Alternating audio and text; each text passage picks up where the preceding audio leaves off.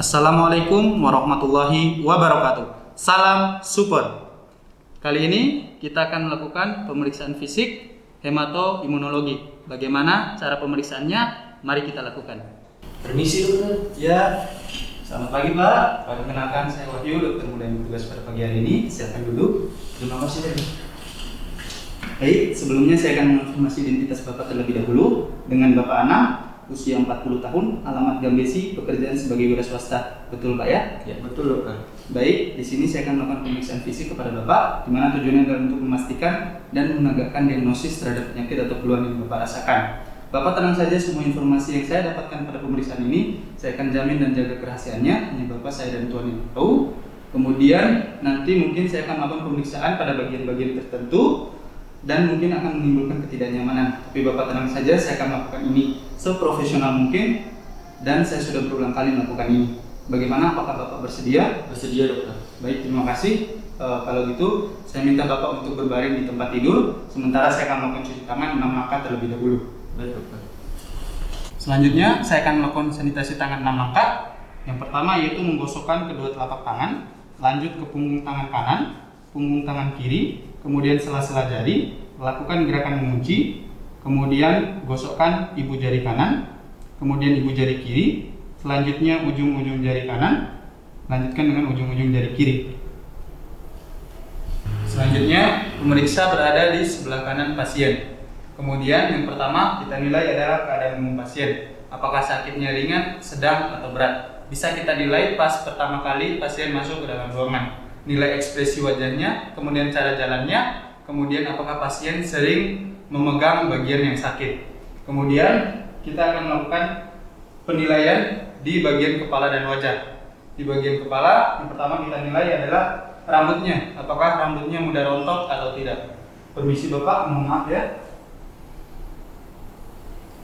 Selanjutnya kita nilai pada bagian mata dan mulut. Mohon maaf Bapak, saya minta untuk melepaskan kacamata dan maskernya.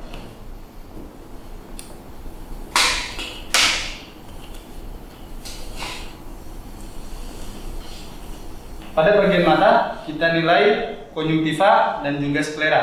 Menilai konjungtiva yaitu dengan cara meminta pasien untuk melihat ke atas atau menggerakkan bola mata ke arah atas. Kemudian pemeriksa menarik palpebra inferior ke arah bawah. Kemudian nilai konjungtivanya apakah pucat atau anemis, ataukah ada injeksi atau tidak. Permisi Bapak, saya minta untuk menggerakkan bola matanya ke arah atas. Melihat ke atas ya, mohon maaf, tarik ini. Bismillah. Selanjutnya yaitu kita nilai skleranya. Apakah skleranya kuning atau terus, kemudian apakah ada tanda-tanda perdarahan yang merujuk ke penyakit seperti hemofilia. Dengan cara meminta pasien untuk menggerakkan bola mata ke arah bawah, kemudian menarik palpebra superior ke arah atas. Mohon maaf Bapak, saya minta untuk melihat ke bawah atau menggerakkan bola mata ke bawah. Mohon maaf Pak ya, permisi. Baik, selanjutnya kita akan melakukan pemeriksaan pada area mulut, yaitu dengan meminta pasien untuk membuka mulutnya, kemudian nilai apakah ada perdarahan atau sisa-sisa perdarahan. Kemudian di bagian lidah kita nilai apakah ada atrofi papi lidah, kemudian apakah ada hipertrofi gingiva, dan juga apakah ada stomatitis. Mohon maaf Bapak, saya minta untuk membuka mulutnya. Ini supaya, maaf. Oke, baik, terima kasih. Selanjutnya yaitu melakukan pemeriksaan pada bagian dada dan perut. Bapak, saya minta untuk melepaskan pakaian di bagian atasnya, karena saya ingin melakukan pemeriksaan pada bagian dada dan juga nanti dilanjutkan dengan pemeriksaan di bagian perut. Pada bagian dada, kita melakukan inspeksi dan palpasi. Apakah ada kelainan, kemudian apakah ada nyeri tekan atau tidak. Bapak, selama saya melakukan pemeriksaan di bagian dada dan perut, apabila nanti ada nyeri ketika saya sentuh, maka Bapak segera beritahu saya ya. Baik, terima kasih. Mohon maaf Bapak ya, saya buka ya.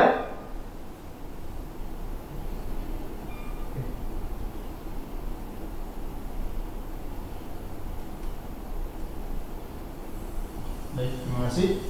Selanjutnya melakukan inspeksi pada bagian abdomen. Inspeksi kontur abdomen, apakah ada kelainan atau tidak. kelainannya dapat berupa distensi, kemudian asimetris atau tidak, kemudian apakah ada massa atau tidak, ada jaringan parut atau tidak, kemudian gerakan peristaltik yang jelas, dan stoma. Permisi Bapak ya, maaf. Selanjutnya yaitu meminta pasien untuk batuk dan tarik nafas yang dalam. Kemudian perhatikan permukaan abdomen atau perutnya. Bapak, saya minta untuk batuk. Oke, baik. Kemudian tarik nafas yang dalam, Pak. Oke, hembuskan. Oke, bernapas seperti biasa ya. Selanjutnya saya akan melakukan auskultasi dengan menggunakan stetoskop, di mana membran stetoskop kita letakkan di atas umbilikus atau di antara umbilikus dan suprapubik. Pada auskultasi ini kita akan mendengarkan bising usus atau suara peristaltik ya, di mana normalnya itu 15 sampai 30 kali per menit. Suaranya itu seperti suara ketika kita lapar. Permisi Bapak ya, maaf.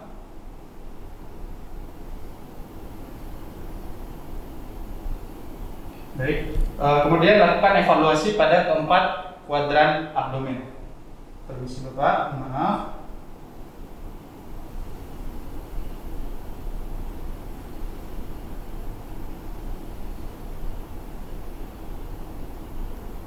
Baik.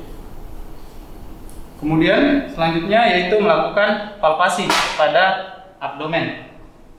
Sebelum itu saya akan meminta pasien untuk menekuk kedua lututnya, kemudian bernapas dengan menggunakan mulut apabila pasien terasa tegang. Bapak, saya minta untuk menekuk kedua lututnya. Oke, baik, terima kasih. Kemudian lakukan palpasi dengan menggunakan ujung-ujung jari. Perhatikan apakah ada kelainan atau tidak. Lakukan pada seluruh area abdomen. Permisi Bapak ya, maaf.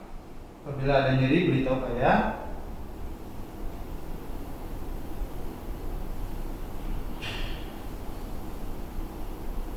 Baik.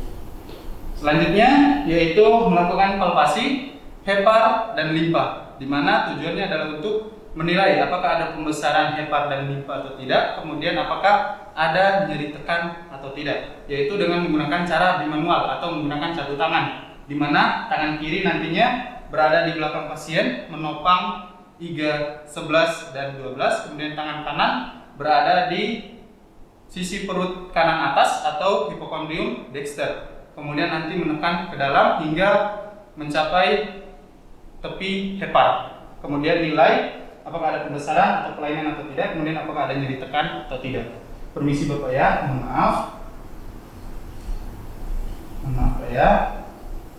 Tarik nafas yang dalam. Baik, terima kasih. Selanjutnya untuk limpa sama, kita menggunakan cara bimanual, yaitu menggunakan satu tangan, itu dengan tangan kanan, dengan tangan kiri menopang iga 11 dan 12 sinister. Kemudian nilai apakah ada pembesaran limpa atau tidak, kemudian apakah ada nyeri tekan atau tidak. Permisi Bapak ya. Oke, baik, tarik nafas yang dalam Pak. Oke, baik, terima kasih. Selanjutnya kita akan melakukan perkusi. Yang pertama yaitu perkusi pada 4 kuadran abdomen. Permisi Bapak, mohon maaf ya.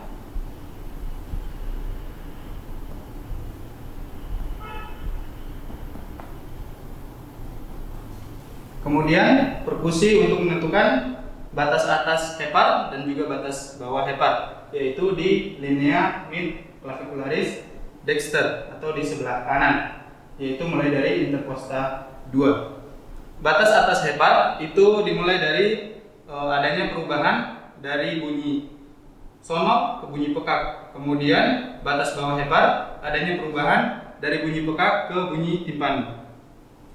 Permisi Bapak ya, mohon maaf.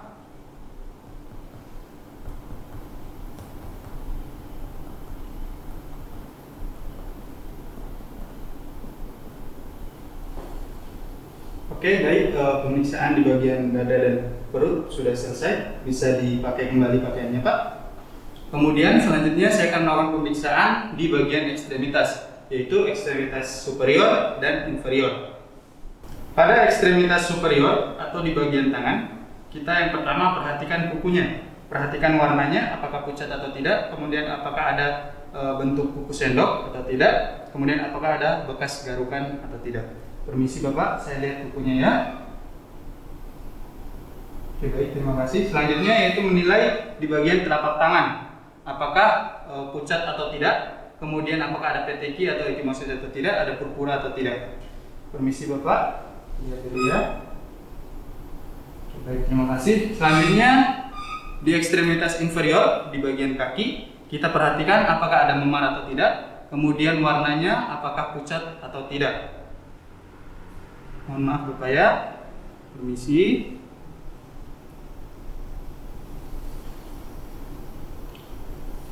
Oke, baik, terima kasih. Oke, pemeriksaan fisik telah selesai dilakukan. Bapak saya minta untuk membereskan kembali pakaiannya, kemudian nanti duduk di kursi yang tadi Pak ya. Sementara saya akan melakukan cuci tangan 6 langkah terlebih dahulu.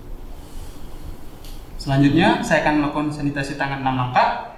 Yang pertama yaitu menggosokkan kedua telapak tangan, lanjut ke punggung tangan kanan, punggung tangan kiri, kemudian sela-sela jari, lakukan gerakan mengunci, kemudian gosokkan ibu jari kanan, kemudian ibu jari kiri, selanjutnya ujung-ujung jari kanan, lanjutkan dengan ujung-ujung jari kiri.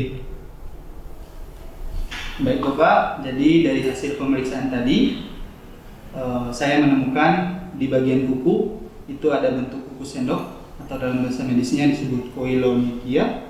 Kemudian di bagian lidah tadi saya melihat ada lidah licin atau atrofi papil lidah. Kemudian di bagian mulut ada pembengkakan atau ada luka di bagian mulut atau disebut dengan stomatitis. Nah, dari hasil pemeriksaan itu, dari hasil tadi, makanya saya mendiagnosis sementara Bapak terkena anemia defisiensi besi. Tetapi saya tidak menutup kemungkinan Bapak juga terkena thalassemia mayor atau hemoglobinopati.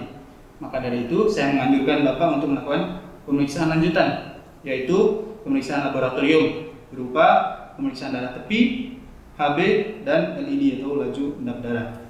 Bagaimana Bapak? Apakah Bapak bersedia? Bersedia dokter. Baik, terima kasih. Sampai di sini ada yang ingin ditanyakan Pak? Sudah tidak ada dokter. Oke, baik, terima kasih Bapak.